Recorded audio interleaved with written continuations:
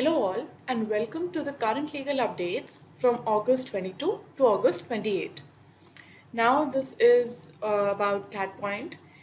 In ClatPoint, we have had over 50 selections in our very first batch in our debut year.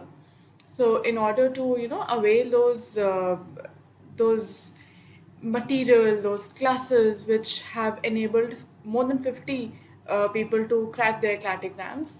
This is the number where you can contact us. You will get video classes, live and recorded both. You will get your study material at your home. You will also get a lot of mock tests to practice on because that's like the key, and especially now that just 3 months are left. And you will have a personal mentorship because that is something we keep missing, when we're preparing for CLAT or for any exam, that we need some mentor, some guidance. So 24/7 we have that for you. And we have specific classes for all the subjects. It's not like it's capsuled in one. Then you can access your classes anywhere, anytime because they are recorded also.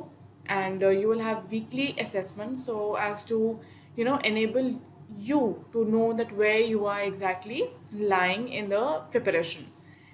And you also have one-on-one session with the teachers. So if you have any problem with the teachers, or you have any question for the teachers, or you want any topic to be repeated, everything is taken care of very, very personally.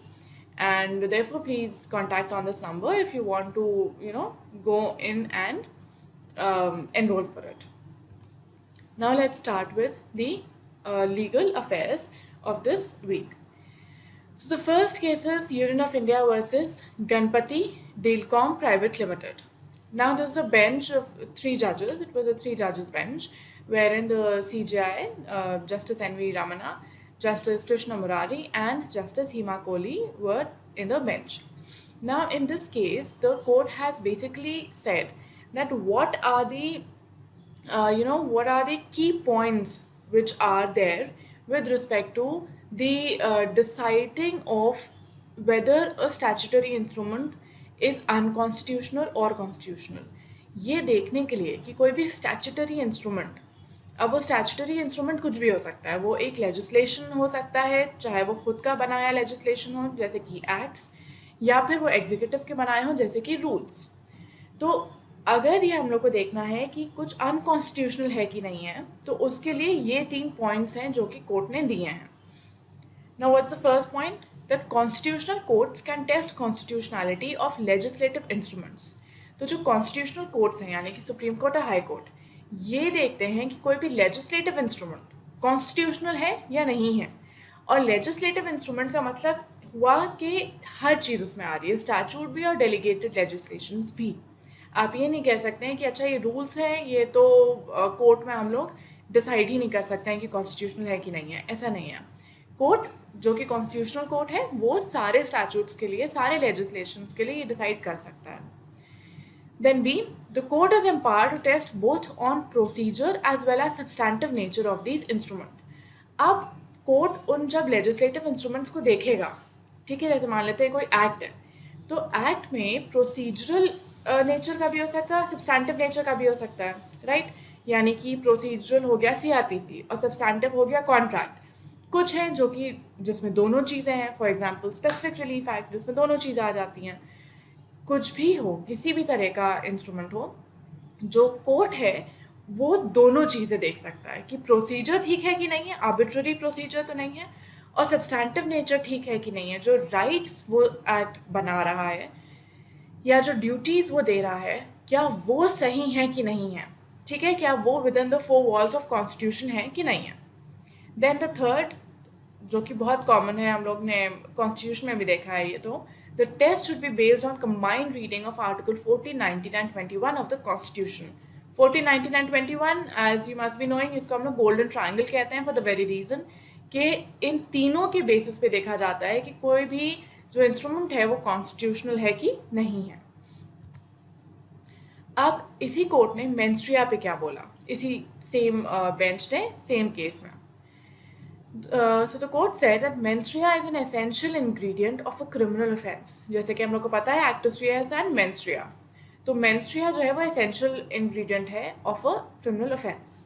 Doubtless, a statute may exclude the element of menstrua, but it is a sound rule of construction adopted in England and also accepted in India to construe a statutory provision creating an offence in conformity with common law rather than against it. अब court क्या कह रहा है? Court ये कह रहा है कि जो मेंस्ट्रुआ है ये एक एसेंशियल इंग्रेडिएंट है किसी भी क्रिमिनल ऑफेंस का. लेकिन कई सारे ऐसे स्टैट्यूट्स हैं जहाँ पे मेंस्ट्रुआ का ये जो एलिमेंट है इसको हटा दिया जाता है. ये कहा जाता है जैसे कि जो एनडीपीएस एक्ट है, जो नार्कोटिक्स के जितने भी ऑफेंसेस हैं उसमें मेंस्ट्रुआ नहीं देखा जाता है. अगर कोई इंसान इन पोजेशन है ऑफ द ड्रग्स जो कि मना है तो फिर उसमें ये नहीं देखा जाएगा कि मेंस्ट्रुआ क्या था या था कि नहीं था. तो इस तरह से जो स्टैट्यूट्स हैं उनमें बिल्कुल ही हो सकता है कि एक्सक्लूड कर दिया जाए कि भाई मेंस्ट्रुआ नहीं देखा जाएगा. लेकिन ये जो रूल ऑफ कंस्ट्रक्शन है, यानी कि अगर हम लोग कोर्ट जो है वो जब भी देखेगा किसी लेजिस्लेशन को और उसका ये देखेगा कि किस तरीके से उसको कंस्ट्रक्ट किया गया है, तो इंग्लैंड और इंडिया दोनों में ये होता है कि उस रूल ऑफ कंस्ट्रक्शन के टाइम पे कॉमन लॉ का जो रूल्स हैं वो अप्लाई करते हैं, ना कि उनके अगेंस्ट हम लोग जाके किसी भी स्टैट्यूट को कंस्ट्रू करेंगे. Unless the statute expressly or necessary implication excludes menstrua. जब तक कोई स्टैट्यूट एक्सप्रेसली यानी कि लिख के इन सिंपल टर्म्स वो लिख नहीं देता है कि हम लोग नहीं देखेंगे इंटेंशन किसी का, या फिर बाय नेसेसरी इम्प्लीकेशन, या फिर ये इम्प्लाइड है कि इसमें मेंस्ट्रुआ एक्सक्लूड किया जा रहा है, जब तक स्टैट्यूट एक्सप्रेसली या इम्प्लाइडली मेंस्ट्रुआ एक्सक्लूड नहीं करता है तब तक ये मान के चला जाएगा और इसी तरह से इंटरप्रिटेशन की जाएगी स्टैट्यूट की कि मेंस्ट्रुआ इम्पॉर्टेंट है और मतलब वो एसेंशियल इंग्रेडिएंट है. The mere fact that the object of the statute is to promote welfare activities and to eradicate a grave social evil, which it by itself is not decisive of the question as to whether the element of guilty mind is excluded from ingredients of an offence. जो अगर कोई statute है जिसका objective ये है कि वो welfare activities करे या फिर कोई ग्रेव सोशल इवल है जिसको वो हटाए, ये अपने आप में डिसाइड नहीं कर लेता है कि जो मेंस्ट्रुआ है वो एक्सक्लूड कर दिया गया है. ये हम लोग इस तरह का कोई भी प्रिजम्पशन नहीं लेके कंस्ट्रू किया जाएगा या इंटरप्रेट किया जाएगा स्टैट्यूट को. Menstrua by necessary implication may be excluded from a statute only where it is absolutely clear that implementation of the object of the statute would otherwise be defeated. Implication से menstrua तभी लिया जाएगा जब court को ये लगता है कि अगर हम लोग ये नहीं करते हैं, ये इम्प्लाई नहीं करते हैं कि हाँ जो मेंस्ट्रुआ है ये स्टैट्यूट में एक्सक्लूड किया गया है, तो जो ऑब्जेक्टिव है स्टैट्यूट का वो डिफीट हो जाएगा. अगर कोर्ट को लगता है कि यहाँ पे मेंस्ट्रुआ अगर हमने एसेंशियल इंग्रेडिएंट मान लिया इस ऑफेंस का, जो भी वो स्टैट्यूट कह रहा है, तो जो ऑब्जेक्ट है स्टैट्यूट का वो डिफीट हो जाएगा. अगर ऑब्जेक्ट डिफीट हो रहा है तो ऑब्वियसली हम लोग ये मान लेंगे, कोर्ट ये मानेगा कि मेंस्ट्रुआ एसेंशियल इंग्रेडिएंट नहीं है और इसमें हम लोग मेंस्ट्रुआ नहीं देखेंगे. लेकिन अगर ऐसा नहीं हो रहा है, अगर ऑब्जेक्टिव डिफीट नहीं हो रहा है, तो ये मान के चला जाएगा कि मेंस्ट्रुआ जो है वो एसेंशियल इंग्रेडिएंट है. अब आता है state bank of India versus Ajay Kumar Sood. This was a 2 जजेस bench, justice Chandrachud and justice Bopanna. अब इसमें इस केस में बेसिकली IRAC मेथड को लिखा गया है पूरा. IRAC मेथड क्या है हम लोग देखते हैं, जो ये बताता है कि जजमेंट्स कैसे लिखने चाहिए, क्योंकि हाई कोर्ट्स अलग अलग हाई कोर्ट्स हैं, बहुत सारे जजेस हैं, हर कोई अलग अलग तरह से जजमेंट लिख रहा है और कुछ जजमेंट्स को डिसाइफर करना, अंडरस्टैंड करना बहुत मुश्किल हो जाता है. इसी के चलते सुप्रीम कोर्ट ने इस केस में ये बताया कि एक जजमेंट कैसे लिखा जाना चाहिए. उस मेथड को IRAC मेथड बोला है. IRAC मेथड मतलब issue, rule, application and conclusion. एक जजमेंट में ये 4 चीज़ें होनी चाहिए. In terms of structuring judgment, it would be beneficial for the courts to structure them in a manner such that the issue, rule, application and conclusion are easily identifiable. Easily आप identify कर पाओ कि कहाँ पे issue आ रहा है, कहाँ rule आ रहा है, कहाँ application है और कहाँ conclusion है. The well-renowned IRAC method generally followed for analyzing cases and structuring submission. ज़्यादातर जो सबमिशंस होते हैं और जो केसेस होते हैं ये इसी तरीके से जो जजमेंट्स होते हैं वो इस तरह से लिखे जाते हैं. क्यों? क्योंकि ईजी होता है आइडेंटिफाई करना कि अच्छा इस केस में इशू क्या था, अच्छा इसमें रूल क्या है, अच्छा ये अप्लाई कैसे हो रहा है रूल और इसका कंक्लूजन क्या है. The issue refers to the question of law. Issue क्या है? क्वेश्चन ऑफ लॉ है, वो जिस पे डिसाइड करना है कोर्ट को. That the court is deciding. A court में be dealing with multiple issues in the same judgment. ऐसा नहीं है कि एक जजमेंट में एक ही इशू हो, एक से ज़्यादा इशूज होते हैं. Identifying these issues clearly helps structure the judgment and provides clarity for reader on specific issue of law being decided in particular segment of the judgment. तो रीडर को ये समझ में आता है कि अच्छा इस वक्त हम इस इशू ऑफ लॉ की बात कर रहे हैं. बात ये है कि जो जजमेंट्स होते हैं ये लॉ हैं, ठीक है, और लॉ इस तरह से लिखा होना चाहिए वो जजमेंट कि एक कॉमन मैन भी उसको समझ पाए. ऐसे नहीं कि सिर्फ वो इंसान जो लॉ नोइंग है और उसको समझ सकता है सिर्फ वही समझ पाए judgment. Because if you are saying कि ignorance of law is no excuse, we have to present law in a manner कि ऑर्डिनरी इंसान उसको समझ पाए. थर्ड क्या है? The rule refers to the portion of the judgment which distils the submission of the counsel on the applicable law and doctrine for the issue identified. Rule में क्या होता है? रूल वाले पार्ट में रूल में ये होता है कि जो दोनों तरफ के लॉयर्स हैं, जो काउंसिल्स हैं, उन्होंने अपने सबमिशंस दिए होते हैं, आर्ग्यूमेंट्स दिए होते हैं. तो अब जब कोर्ट ने आइडेंटिफाई कर लिया कि अच्छा ये एक इशू है, इस इशू पे दोनों तरफ के जो लॉयर्स हैं उन लोगों ने क्या बोला है, जो काउंसिल्स हैं उन्होंने इस पर्टिकुलर इशू पे क्या सबमिशंस दिए हैं. This rule is apply to the facts of the case in which the issue has arisen. अभी जो रूल है उसको फैक्ट्स ऑफ द केस से अप्लाई किया जाएगा. रूल में वो लोग क्या कर रहे थे? डॉक्ट्रिन और लॉ की बात करते हैं, उनको फैक्ट्स पे अप्लाई किया जाता है. In which the issue has arisen. The analysis recording the reasoning of a court forms the application section. अब एप्लीकेशन क्या होता है? जब वो फैक्ट्स जो केस के हैं और वो रूल जो इस पे लग रहा है, यानी कि जो लॉ जो डॉक्ट्रिन्स लग रहे हैं उनको अप्लाई किया जाएगा उन फैक्ट्स पे. इसको कहते हैं एप्लीकेशन. के जो लॉ जिसकी हम बात कर रहे हैं वो इन फैक्ट्स पे अप्लाई कैसे हो रहा है. ठीक, तो ये हो गया एप्लीकेशन. तो IRA हो गया. अब C देखते हैं क्या है. Finally it is always useful for a court to summarise and lay out the conclusion के कंक्लूड क्या किया है on the basis of its determination of the application of rule to the issue. ये जो एप्लीकेशन किया तो इससे हम लोग ने कंक्लूड क्या किया कि कौन सही है कौन गलत है, क्या लॉ ले डाउन हो रहा है, यू नो फाइनली है क्या conclusion. On the basis of its determination of the application of the rule to the issue along with the decision vis-a-vis the specific facts. This allows stakeholders, especially members of the bar as well as judges, relying upon the case in future to concisely understand the holding of the case. इससे समझ में आता है कि वो जो case है जब उसको आगे रेफर करेंगे जो एडवोकेट्स हैं और जो जजेस हैं जो जिनके सामने वो रेफर होगा, उनको समझ में आएगा कि क्या बात की जा रही है, इस जजमेंट में क्या कंक्लूड किया गया है और ये जजमेंट क्या कहना चाह रहा है. So this is the IRAC method जो कि इस केस में ले डाउन मतलब अच्छे से ले डाउन किया गया है. Now next case is Ram Sharan Chaturvedi versus state of MP. 2 जजेस बेंच था, justice Gavai and justice Narasimha. अब इसमें क्या बोला गया? The principal ingredient of the offence of criminal conspiracy under section 120B of the IPC is an agreement to commit an offence.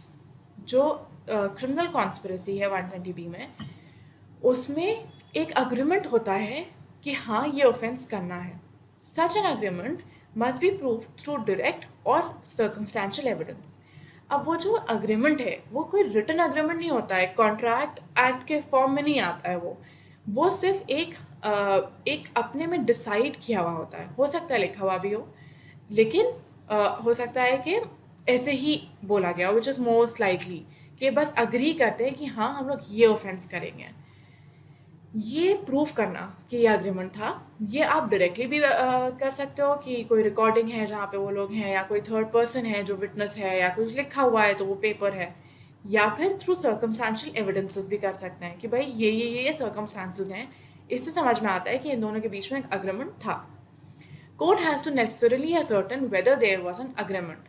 Court को ये ascertain करना एकदम 100% इम्पॉर्टेंट है कि अग्रीमेंट था कि नहीं था। अगर अग्रीमेंट नहीं था तो 120B में फॉल नहीं कर सकता।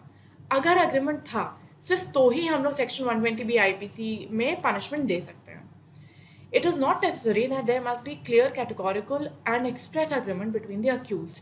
ऐसा नहीं है कि बैठ के वो लोग एकदम वन ऑन वन करें कि अच्छा ठीक है तुम्हारा और हमारा ये अग्रीमेंट है, this is the consideration, this is the object, ऐसे नहीं होगा.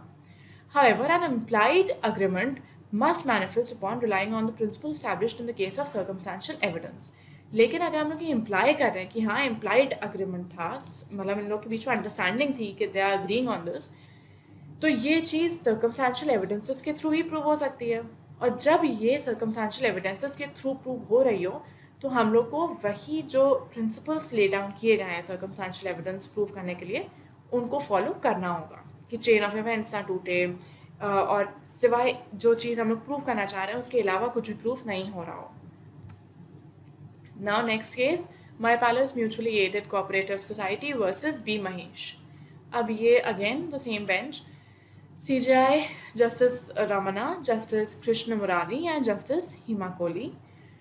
इसमें क्या बोला गया, इसमें सेक्शन 151 की बात की गई, क्योंकि सेक्शन 151 क्या करता है, सेक्शन 151 एक बहुत ही ब्रॉड होराइजन देता है कोर्ट्स को कि अगर CPC में कहीं भी कुछ नहीं दिया हुआ है लेकिन in the interest of justice court को लगता है कि उसे वो स्टेप लेना है तो 151 के थ्रू ले सकता है. This is a little different from 482 CRPC.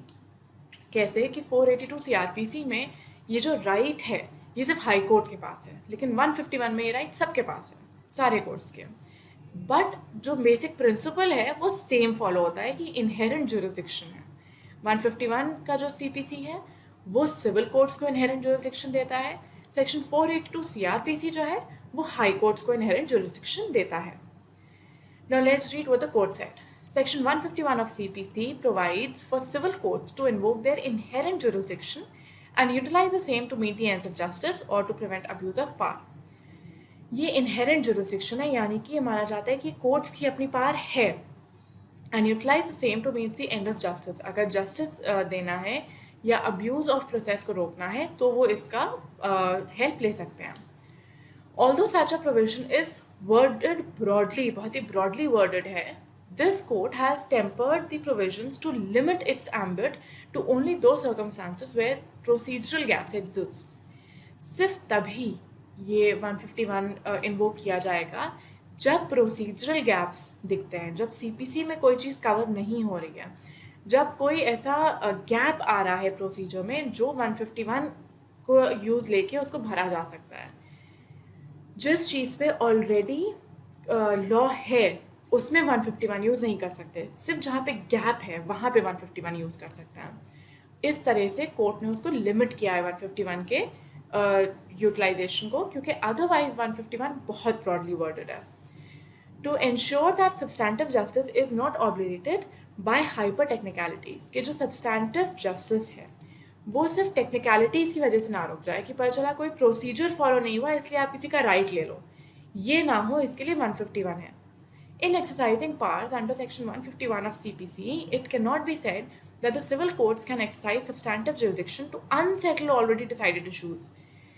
जो issues already decided हैं उनको आप दोबारा अनसेटल नहीं कर सकते हो 151 की पावर लेके. 151 एक बहुत ही ब्लैंकेट पावर देता है अगर हम लोग वर्ड्स देखें तो. उसके चलते आप पूरे CPC को साइड में नहीं कर सकते कि CPC माना ही नहीं, 151 में ही सब डिसाइड कर दिया, ऐसे नहीं होता. जो चीज़ें ऑलरेडी डिसाइडेड हैं, जो इश्यूज ऑलरेडी डिसाइडेड हैं, जो CPC में नहीं दिए हैं लेकिन थ्रू कोर्ट वो डिसाइड हो चुका है, उसमें भी 151 यूज़ नहीं कर सकते. A court having jurisdiction over relevant subject matter has the power to decide and may come either to a wrong or a right conclusion. जो कोर्ट है जिसके पास जुरिसडिक्शन है कि वो एक मैटर को डिसाइड करे, उसके पास एक पावर है कि वो डिसाइड करके वो सही गलत जो भी डिसीजन दे लेकिन वो कंक्लूजन देगा. अब वो जो कंक्लूजन है, even if it is a wrong conclusion, a right at और incorrect degree is passed by a jurisdictional court, the same is binding on the parties until it is set aside by appellate court or through other remedies in law. अब कोई भी party ये नहीं कह सकती कि अरे ये जो कंक्लूजन है ना जो कोर्ट ने दिया वो गलत है इसलिए हम उसको मानेंगे नहीं. नहीं, डिसीजन सही हो गलत हो, कंक्लूजन जैसा भी हो, it is binding on the parties. जब तक एपेलेट कोर्ट उसको ओवरटर्न नहीं कर देता. Section 151 of CPC can only be applicable if there is no alternative remedy available in accordance with existing provisions of law. अगर कोई alternate remedy नहीं है तो 151 पे आप जाइए. 151 आपकी last remedy है. Such inherent power cannot override statutory prohibitions or create remedies which are not contemplated under the code. ऐसे जो inherent power है ये override नहीं कर सकता है statutory prohibitions को. अगर statute ने कुछ मना किया है तो आप 151 का use लेके वो नहीं कर सकते हो. और अगर statute ने कोई भी remedy create की है तो आप उसको 151 लेके nullify नहीं कर सकते हो. Section 151 cannot be invoked as an alternative to filing fresh suits, appeals, revisions or review. ये ऑल्टरनेटिव नहीं है फ्रेश फाइलिंग्स का. जहाँ पे जो फाइल करना है, जहाँ पे जो प्रोविजन है आप वहीं पे ही करोगे. ऐसा नहीं है कि हर चीज़ 151 के अंडर फाइल हो गई. A party cannot find solace in Section 151 to allege and rectify historic wrongs and bypass procedural safeguards inbuilt in CPC. CPC में अगर कोई भी सेफगार्ड है उसको आप बाईपास करने के लिए 151 नहीं यूज़ कर सकते हो. आप ये नहीं कह सकते कि हम रिटन सबमिशन फाइल ही नहीं करेंगे.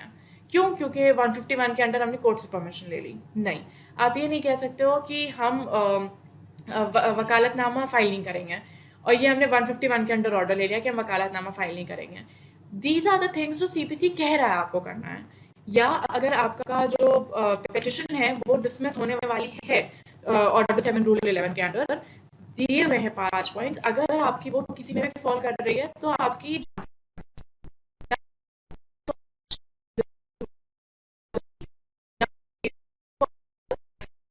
much and have a great day and have a great week. Bye bye.